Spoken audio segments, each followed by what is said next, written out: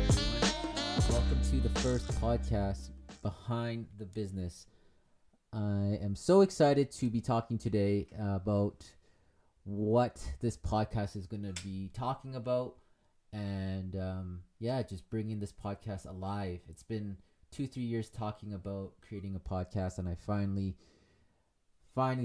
started. So it took COVID-19 to get this going. So what we're going to be talking about in these podcasts are basically who is behind the business, how it got started, why it got started, when it got started, and who, what, where, when, why, and what's the other one, and how. Mel's sitting here beside me right now, so it's kind of funny that anyways, so the goal here is to get other businesses, people that started other businesses, to talk about their experiences and where they came from and why, and who, what, where, when, why, and how, and kind of get their story, and something you don't just really get to hear. I find even with our business, as our real estate business, a lot of people just see sold or just listed, and they think, oh, it's so easy, but they don't see all that effort and work that is behind the scene, and who is behind it, right? And so I thought this would be a good way to share that with you, share their story and experiences, and that way you could kind of see it from a different perspective. And so the first one we're going to talk about is obviously YYC Real Estate Group and the Behind the Business podcast. So let's get into that and kind of talk about where that started and how I kind of got into the real estate world and all that stuff. So let's start from the very, very beginning. My first job and my first taste of kind of this grinding, hustling mindset that I got. So my first job was a dishwasher, and that was a fun job. I think I was like only 13, 14. And I remember working and saving enough money, going to Thailand. And as I was in Thailand, I saw all this clothes, all this fake clothes, diesel clothes. That was like very cheap, like $2-3 a shirt. And they were obviously fake. But at that time, Diesel was the brand, right? And I remember thinking, I'm like, man, I could probably sell all this back home in Calgary. And so I remember I bought so much clothes, and I brought it up, a suitcase full of clothes actually, brought it home and started calling all my friends, and then I literally flipped all my clothes and basically paid for my whole trip to Thailand plus more. And so that was like my first glimpse of business, I would say.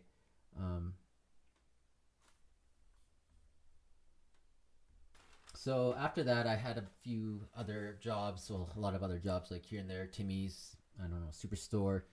I had little side hustles, but I ended up in Lethbridge, actually, U of L, for accounting. I actually moved there, and I was there for about 2.5 years. And you know what? I didn't really learn anything there. I partied lots, typical university student. Well, yeah, partied lots and drank and did all of that stuff. Lived with 3 guys, and it was pretty wild, actually. Came back to Calgary, partied on the weekends also, if there was nothing to do in Lethbridge, just back and forth. And it got to a point where I wasn't happy. I knew what I was doing. I knew what I was doing wasn't fulfilling. I didn't feel like it was me.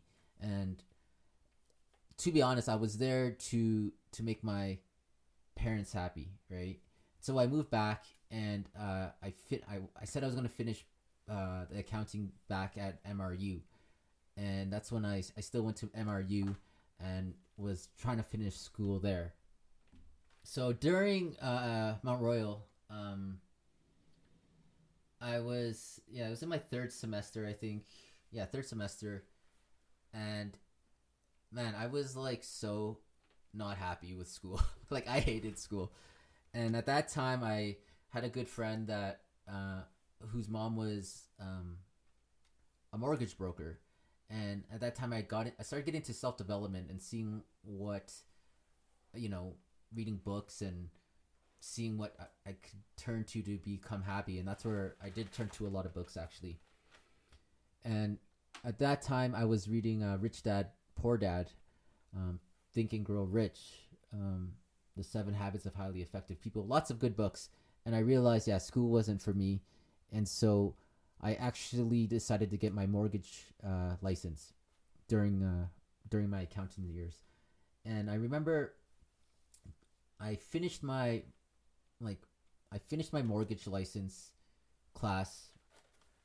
Um, getting I finished getting my mortgage license, and at that same time, I was doing like one of my last tests in at Mount Royal, and I remember going to the last exam just so annoyed and didn't really study, and I was just sitting in the class, and the first two questions like I did not get, and I was sitting there, um, and I was like, why, who like tries to trick people and in these questions and hard tests, and I literally stood up and walked up to the front, threw my test, like it was a blank test on the table, and literally just walked away.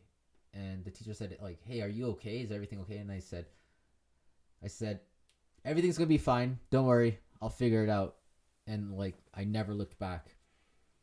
And yeah, that was a real pivotal point in my life. I remember going home and telling my parents like, hey, I just dropped out, and don't worry, I'll figure something out.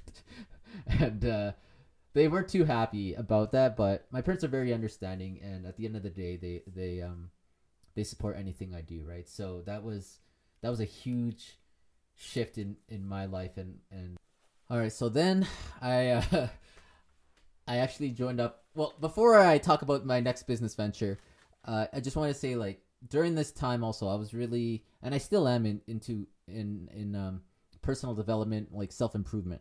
I took a lot of courses, I read a lot of books, and I tell you, this is like the new thing. Awareness and self development is where it's at, because it really helps you, um, figure out how to deal with things and be happy and like really address your mind. I feel like awareness is a very key thing right now, and I think the self development world is just slowly getting bigger, and I really encourage it for everyone to continue to grow and like learn and read, because I feel like a lot of people after school, um, they just don't further their education, and I think self education is like the most critical part in happiness and business. So I just want to say that, and put that out there. All right, so my first business venture was with so yeah, I have my mortgage license, right? And my first business venture is with my brother and my neighbor. And it was a good, it was a funny experience. It was a bad experience, but a good experience.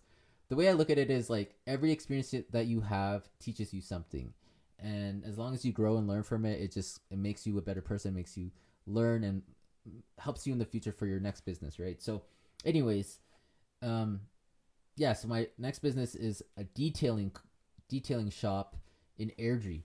And man, that was something. I think we were like, for me, I think I was like 23 or 24, and I don't know, I remember they were kept talking about this detailing business that they were starting up in Airdrie, and they actually started it, and I was so intrigued, and I asked them to be part of it. And they gave me such a shitty percentage. I think it was like 1% they gave me. I don't know what percentage they gave me. It wasn't a good deal, but I knew I was willing to put in the work. Um, they did not give me 1%. I don't know what it was. I actually forget, but it wasn't that much, but not that low too. But yeah, anyways, so we started working, and building this airdrie detailing. And at that time, it was like 3-4 months in, and we started actually getting a lot of business. We started detailing like boats and like cars, and I was like, whoa, this is crazy. How did I get in this business of detailing cars? And you know, at that time also, I still had my mortgage license, and I had not closed a deal in mortgages yet, and it was like 3 months in. And you know, all these real estate classes and mortgage broker classes, they don't teach you anything about business. They just teach you kind of rules and regulations. So I was learning this as I like got my license, and was like, okay, now I need some business, right? And so I had to read books on how to get business and etc. etc.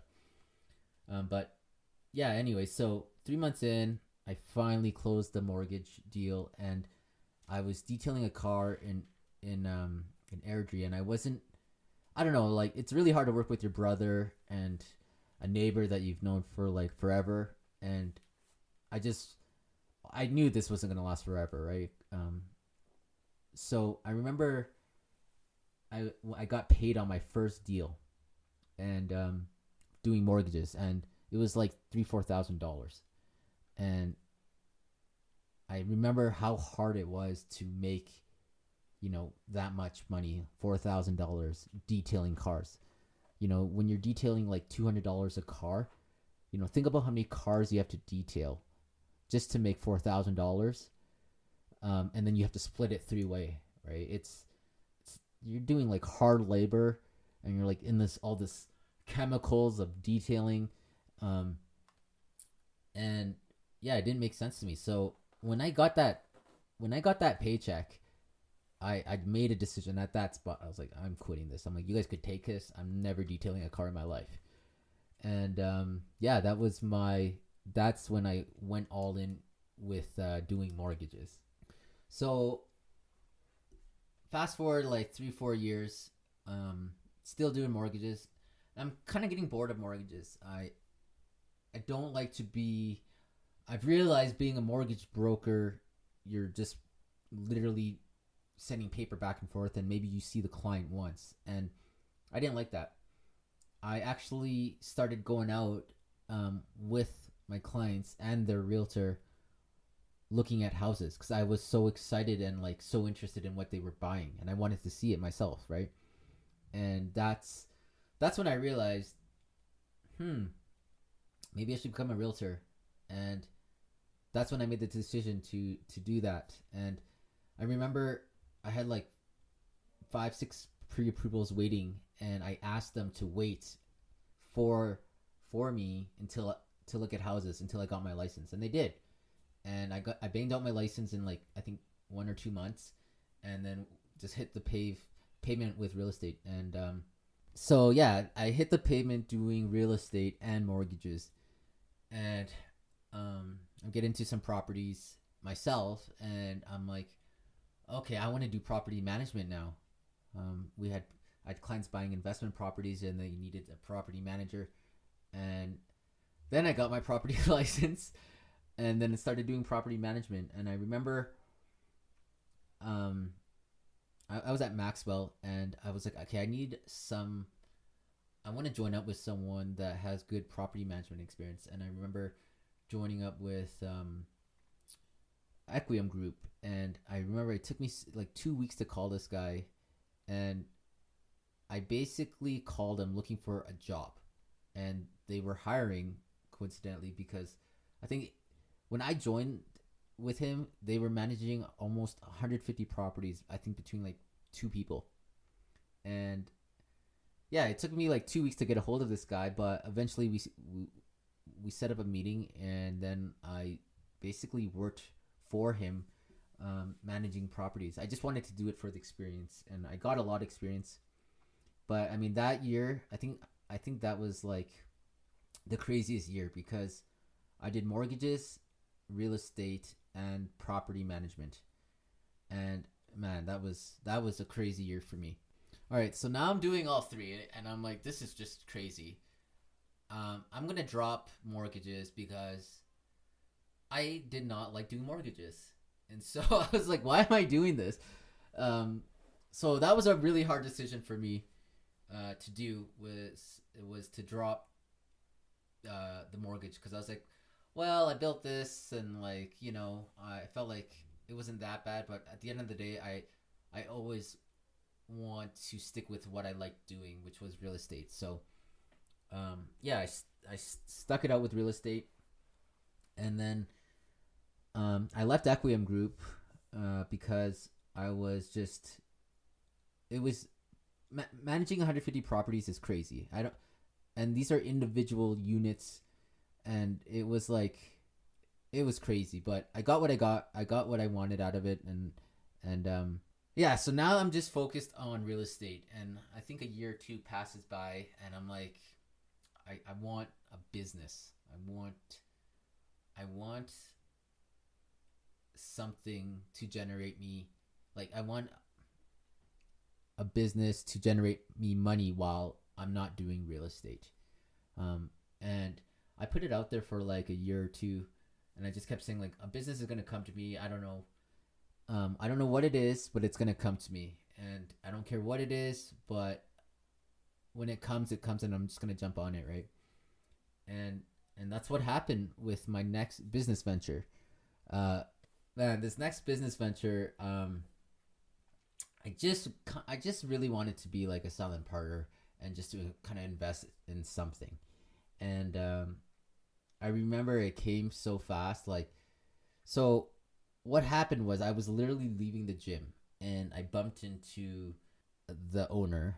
She's still the owner. I'm not with the company anymore, but uh, she we bumped into each other, and she was talking about her business, and I was so enrolled in what she was doing that I asked her if she wanted a partner and a private investor, like a silent partner. Um, and I don't know exactly how the conversation went, but it went it went 0 to 100 like fast. Like we talked for like 5 minutes, and I think the next day we were signing documents, and I was like basically a third partnership because she had it with her mom. Yeah, that's how fast it happened. And I just remember getting into this business, and this cleaning business, and man, we blew up this business so fast. I think in a matter of a year, it went from like 6 employees to 20. Um, it was all women. It was all women, ladies, and I was the only guy, and it was a crazy experience. I don't know what else to say about it, but it was just such a crazy experience. We grew so fast. Even our accountant said, "Hey, like you guys are growing too fast. I think you guys should slow down."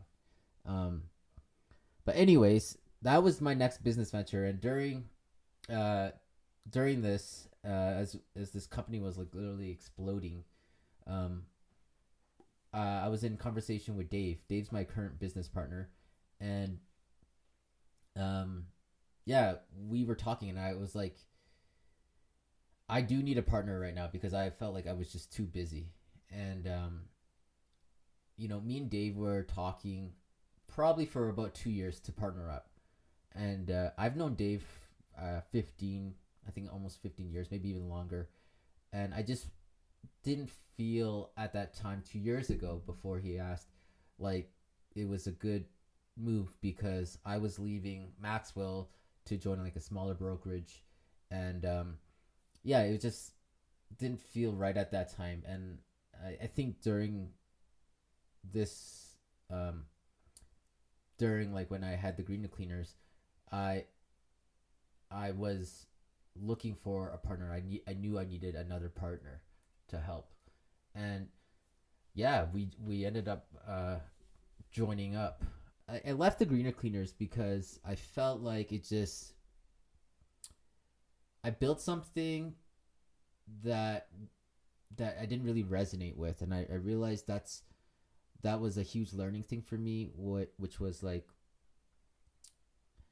in order to keep pushing a business, you got to be passionate about it.